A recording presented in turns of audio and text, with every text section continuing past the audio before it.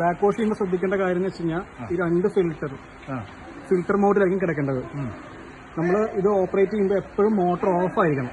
On ആയ ടൈമിൽ ഒരിക്കലും ഓപ്പറേറ്റ് ചെയ്ത് തിരിക്കാനേ പാടില്ല. ഫസ്റ്റ് ചെയ്യേണ്ടതെന്ന് വെച്ച് കഴിഞ്ഞാൽ ഇത് ഫിൽറ്ററിലാണ് കിടക്കുന്നത്, മോട്ടോർ ഓഫാണ്.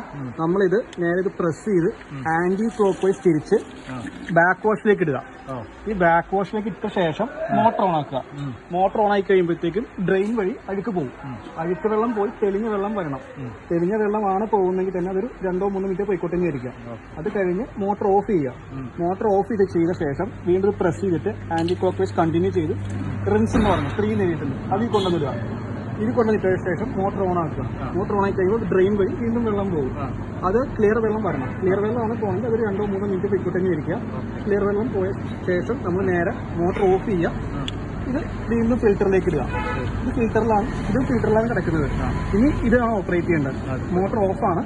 നമ്മൾ ഇത് നേരെ ആന്റി ക്ലോക്ക് വൈസ് തിരിച്ച് ഈ ബാക്ക് വാഷിലേക്ക് കൊണ്ടുവന്ന് വീണ്ടും ഇടുന്നു. ഇട്ട ശേഷം മോട്ടോർ ഓൺ ആക്കുന്നു. ഓൺ ആയി കഴിയുമ്പോൾ ഇതിന്റെ അഴുക്ക് ഡ്രെയിൻ വഴി പുറത്തേക്ക് പോകും. അത് ക്ലിയർ വെള്ളം വന്ന ശേഷമാണ് മോഡ് മാറ്റാനായിട്ട്. ക്ലിയർ വെള്ളമാണ് പോകുന്നതെങ്കിൽ അത് 2-3 മിനിറ്റ് കുക്കറിൽ കഴിക്കുക. മോട്ടോർ ഓഫ് ചെയ്ത ശേഷം നമ്മളിത് വീണ്ടും പ്രസ് ചെയ്ത് ആന്റി ക്ലോക്ക് വൈസ് തിരിച്ച് ഈ റിൻസിൽ കൊണ്ടുവന്നിടും. റിൻസിൽ കൊണ്ടുവന്നിട്ടിട്ട് വീണ്ടും മോട്ടോർ ഓൺ ആക്കുക. അപ്പോൾ ഇതിലെ അഴുക്ക് ചെറിയ മൈന്യൂട്ട് പാർട്ടിക്കിൾസ് എല്ലാം ഈ പറഞ്ഞ റിൻസ് ചെയ്ത് പോകും ഡ്രെയിൻ വഴി. അത് ഇപ്പോൾ ക്ലിയർ വെള്ളമാണെങ്കിൽ ക്ലിയർ വെള്ളം 2-3 മിനിറ്റ് പോയിക്കോട്ടെ ഇരിക്കുക. എന്നിട്ട് മോട്ടോർ ഓഫ് ചെയ്തിട്ട് നമ്മൾ നേരെ ഫിൽറ്ററിലേക്ക് ഇടുക. അപ്പോൾ ഈ ഇതും ഫിൽറ്ററിലാണ്. ഈ ഫസ്റ്റ് ഫിൽറ്ററിലാണ്. ഈ മോട്ടോർ ഓൺ ആയി കഴിഞ്ഞാൽ ക്ലിയർ വെള്ളമായിരിക്കും ഫിൽറ്ററായിട്ട് തന്നെ പോകുന്നത്.